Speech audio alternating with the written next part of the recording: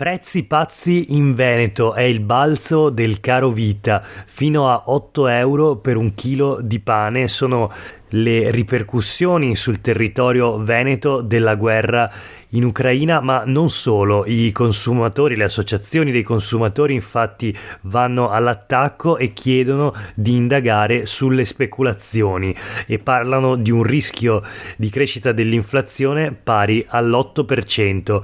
Questo è Sveglia Veneto, il primo podcast dedicato all'informazione vista da Nord-Est. Io sono Jack Calcetto, oggi è martedì 15 marzo 2022. La prima notizia del giorno riguarda la crescita dell'inflazione, il caro bollette, il caro benzina, ma anche la ricaduta sugli alimentari. Fra i prodotti che stanno subendo maggiormente i rincari di energia e materie prime c'è il grano.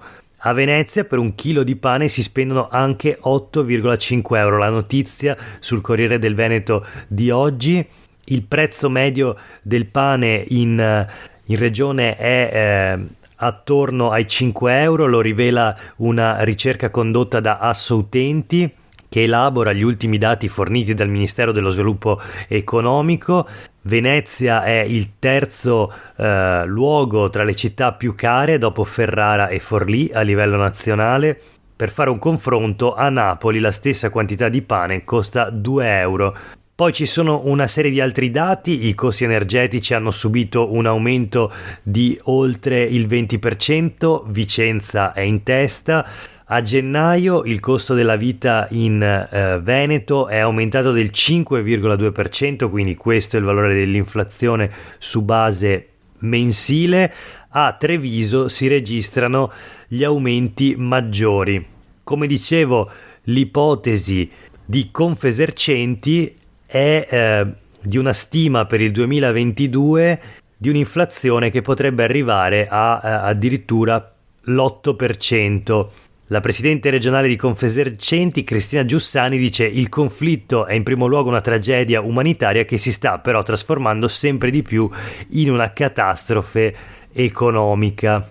Ma attenzione, perché sempre secondo Federconsumatori almeno una parte degli aumenti è dovuto a speculazioni in corso e quindi l'associazione dei consumatori chiede verifiche a tappeto e un'inchiesta. Sempre sulle pagine del Corriere del Veneto c'è un'altra notizia che riguarda in questo caso i prezzi del prosecco. Un anno di quotazioni in salita da marzo 2021 a marzo 2022, segnato un più 48% al litro.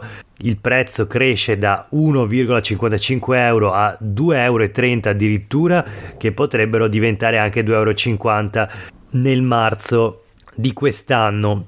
È lo strano caso del prosecco e secondo gli stessi produttori gli aumenti sono ingiustificati. Parla Stefano Bottega, vicepresidente del gruppo vinicolo di Assindustria Veneto Centro e componente della commissione prezzi della Camera di Commercio Trevigiana. Dice che appunto gli aumenti dei prezzi del prosecco sono ingiustificati e l'interesse comune della filiera, fa presente, coincide con una corretta modalità di definizione del prezzo. Per il momento gli aumenti non si sono trasferiti sui consumatori finali, se non in minima parte, e questo vuol dire che finora le aziende imbottigliatrici hanno fatto da cassa di compensazione, ma attenzione, la cosa non potrà durare a lungo. Se continua così, chi beve prosecco si accorgerà ben presto di un aumento di prezzo della bottiglia. E ecco, anche lo strano caso del prosecco in qualche modo è connesso alle conseguenze e alle ripercussioni della guerra in Ucraina sul territorio veneto. Tra queste conseguenze c'è naturalmente soprattutto l'arrivo dei profughi ucraini. Anche oggi sui quotidiani locali del Veneto il punto della situazione: altri 5 hub aperti a livello regionale per ospitare i profughi. Molti sono diretti verso altre regioni, secondo il presidente della giunta regionale. A ieri le prefetture venete registravano un totale di 3.300 persone. La previsione è che ne arriveranno almeno 50.000 Continua la gara di solidarietà degli abitanti, dei cittadini del Veneto, che ad oggi hanno offerto già quasi 8.000 posti letto, una risposta veramente formidabile e una grande macchina organizzativa che si è messa in moto appunto per gestire l'accoglienza di questi profughi che saranno e sono già numerosissimi. Un sistema che speriamo possa diventare un modello di gestione dei flussi migratori anche per il futuro. Ma voltiamo pagina e parliamo del cambiamento climatico, sì, perché il Veneto deve affrontare una terza emergenza, oltre all'emergenza sanitaria naturalmente ancora in atto. Tra parentesi, tornano ad aumentare i numeri dei contagi. Non c'è solo l'emergenza profughi, diciamo l'emergenza e anche la crisi energetica, il caro benzina e l'inflazione record connesse quindi all'emergenza relativa alla guerra in Ucraina, ma c'è una terza emergenza, per non farci mancare nulla: la siccità che consuma il Veneto. Il mese scorso le piogge sono calate del 52%, le portate dei corsi d'acqua tra dicembre dell'anno scorso e il febbraio sono in deficit, in calo. L'Adige cala del 24%, il Po del 47%, il Brenta meno 43% e il fiume Bacchiglione meno 56%.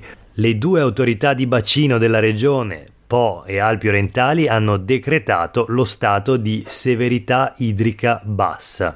È la conseguenza di un inverno con poca neve e di un febbraio che appunto ha avuto un apporto di piogge inferiore del 52% alla media storica del mese. Dati impressionanti, chiaramente parliamo delle conseguenze del cambiamento climatico.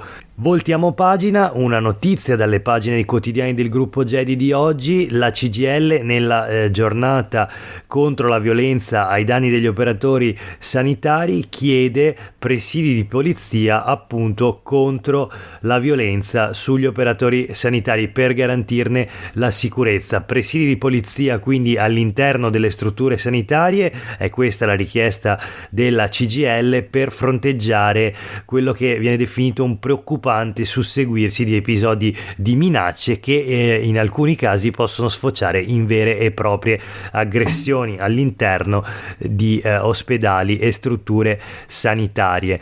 Secondo le stime dell'INEL, c'è qualche dato sui quotidiani del gruppo Gedi, più di 400 gli episodi di violenza verbale o fisica che si registrano ogni anno all'interno delle strutture sanitarie, ma attenzione, perché tra i medici persino addirittura 1 su 2 afferma di aver subito minacce o aggressioni almeno una volta sul posto di lavoro. Sono dati veramente preoccupanti.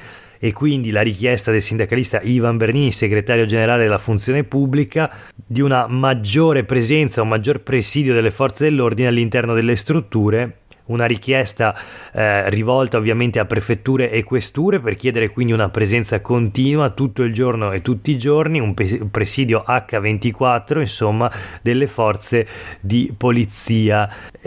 Se questi presidi non sono ancora attivi, dice Bernini, è perché le stesse forze dell'ordine hanno subito una contrazione delle risorse e del personale in questi anni. Per questo non è stato possibile potenziare o prevedere il servizio, che pure sarebbe importante, anzi necessario, ovunque.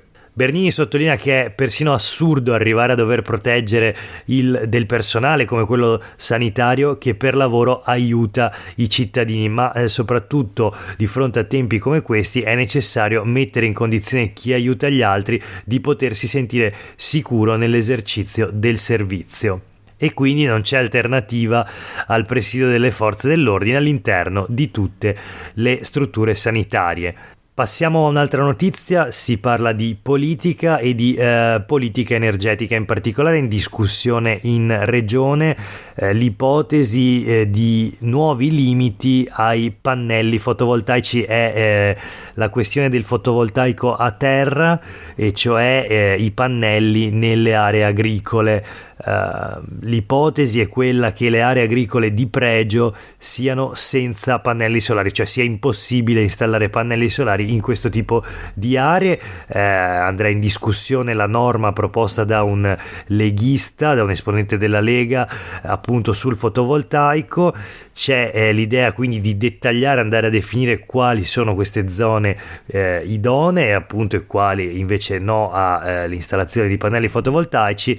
La minoranza in consiglio regionale è divisa tra contrari, assolutamente contrari, e possibilisti. Da una parte abbiamo l'ambientalista Zanoni del Partito Democratico che dice no alla distruzione della campagna, ma invece il portavoce dell'opposizione Arturo Lorenzoni è di un altro parere, dice servono regole, non divieti.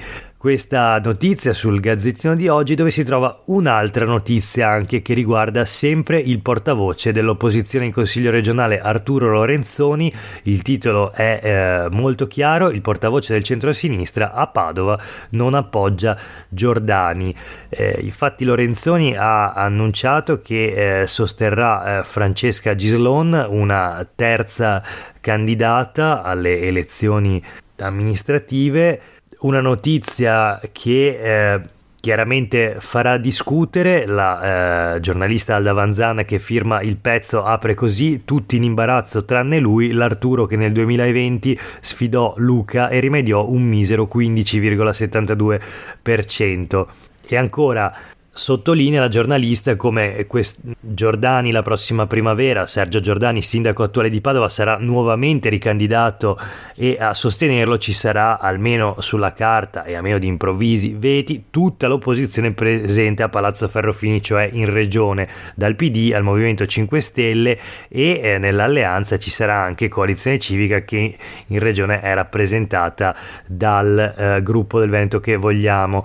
Insomma, tutta l'opposizione con Giordani, tranne Lorenzoni, che si difende così: perché dovrei essere in imbarazzo? Io non mi sento affatto in difficoltà, la candidatura di Gislon non è contro Giordani, tra l'altro il sondaggio che avete pubblicato domenica dice che Sergio è in vantaggio e dunque la scelta non rischia di indebolirlo.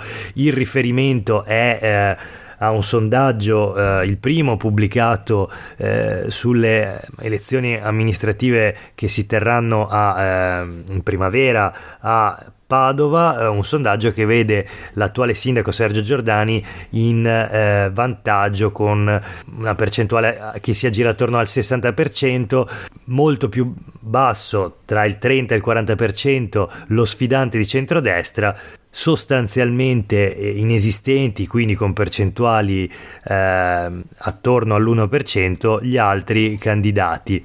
Ecco, proprio ieri c'è stato il lancio invece della campagna elettorale del principale sfidante di Giordani, quindi il candidato del centrodestra Francesco Peghin, che ha rimediato una piccola o forse grande figuraccia grazie a Vittorio Sgarbi, che gli ha fatto le pulci commentando e criticando il volantino, la lettera già distribuita nelle case dei padovani, e in particolare gli ha detto il critico d'arte e onorevole Vittorio Sgarbi: se ti rivolgi a padovane e padovani fai come i comunisti, insomma.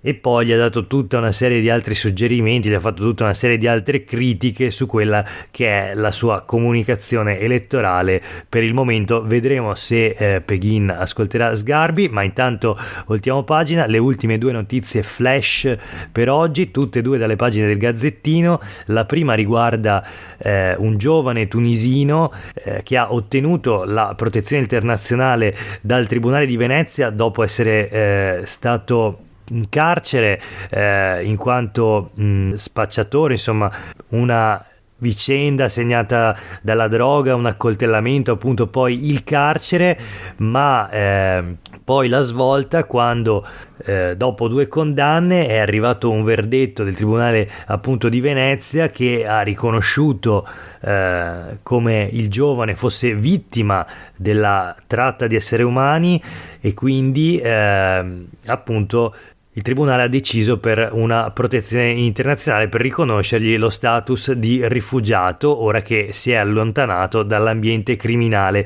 Il 26enne è stato salvato, o comunque è riuscito ad ottenere questa importante svolta grazie al progetto Nave del Comune di Venezia, che appunto si occupa di contrastare il fenomeno della tratta di esseri umani. L'ultima notizia di oggi, un'altra flash, riguarda uno strano nuovo fenomeno: sempre più cervi in città scappano dal gelo, cercano erbette e quindi ci sono sempre più ungulati in pianura. L'ultimo episodio è avvenuto ieri ai piedi della collina di Costa, sotto il castello di Conegliano, in provincia di Treviso.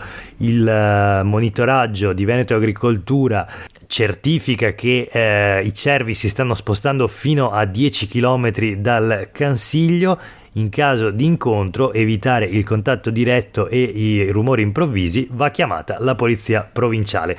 Per oggi è veramente tutto, grazie per aver ascoltato Sveglia Veneto, un saluto da Jack Calcetto, che poi sarei io, e una buona giornata a tutte e tutti voi.